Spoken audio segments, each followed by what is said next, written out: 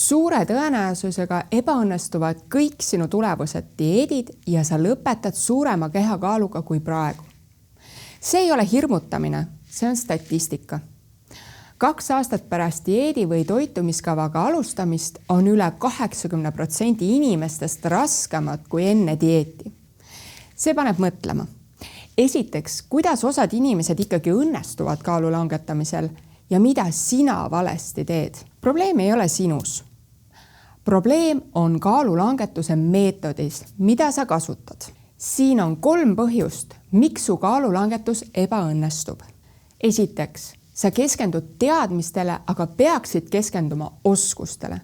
Sa tegelikult ju tead, et köögiviljad on kasulikud ja friikartulid mitte. Sa tead, mis on tervislik ja mis mitte. Seega suure tõenäosusega ei ole sul vaja rohkem teadmisi, vaid rohkem mentaalset tugevust. Sa tead, mida sa peaksid tegema, aga sa lihtsalt ei suuda seda teha. Selle nimi on teadmise ja tegutsemise lõhe. Ehk lihtsalt öeldes see, mida ja kui palju sa sööd, ei ole kooskõlas sellega, mida sa tead, et sa peaksid sööma. Sul ei ole vaja uut kava või uusi retsepte. Sul on vaja tööriistu, mis aitaksid sul süüa nii, nagu sa tead, et sa pead kaalu langetamiseks sööma. Sul on vaja oskust märgata, mis käivitab su emotsionaalse söömise. Oskust öelda ei sotsiaalsetel üritustel ilma süütundeta. Oskust planeerida oma nädalat nii, et sa väsinuna õhtul poest valmistoidu osakonda ei torma. Oskust tulla toime stressiga ilma toidu poole pöördumata. Ükski dieet või toitumiskava ei aita sind kell 9 teleka ees saabuva isuda vastu. Oskuste ja tööriistade omandamine aitab. Teiseks, sa tegeled kaloritega, aga sa peaksid tegelema mõtete ja tunnetega. Ilmselt oled sa juba proovinud kaalu langetada keelamise ja piiramise abil. Ära söö süsivesikuid, ära söö rasva, jälgi kava, kaalu oma toitu. Aga see ei lahenda sinu probleemi. Kui emotsionaalne söömine või stressi leevendamine söögiga on sinu viis raskete ja ebameeldivate tunnetega toimetulekuks. Kui toit on see, mis aitab muremõtteid kergemaks muuta, siis ei ole mingit abi sellest, kui sa õpid kaloreid lugema ja toitu kaaluma. Kalorite eemaldamine ei lahenda probleemi. Sul on vaja tegeleda oma mõtete ja tunnete muutmisega.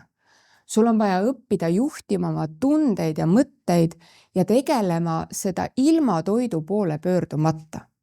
Ehk lihtsalt öeldes, sul on vaja kalorite asemel tegeleda oma mõtete ja tunnetega. Kolmandaks, sa õpid muutma oma toitumist, aga sa peaksid õppima muutma oma mõtlemist. Selleks, et olla edukas, on vaja õppida kaalu langetavalt söömise asemel kaalu langetavalt mõtlema. Iga amps, mis meile suhu jõuab, on meie mõtlemise või mittemõtlemise tulemus. Seega meie mõtted on nagu värav, mis kontrollib seda, mis jõuab meie taldrikule ja taldrikult meie suhu. Kui nendest väravatest pääsevad läbi vaid tervislikud ja kaalu langetavad valikud, siis muutub kaalu langetamine oluliselt lihtsamaks.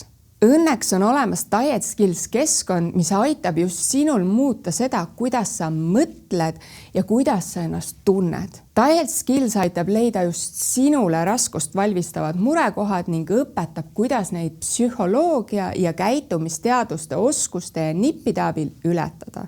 Seega, kõik, mis seisab sinu ja kaalu langetamisega õnnestumise vahel, on üks samm sinu otsus õppida tundma oma kaalulangetust takistavaid mõtteid ja tundeid.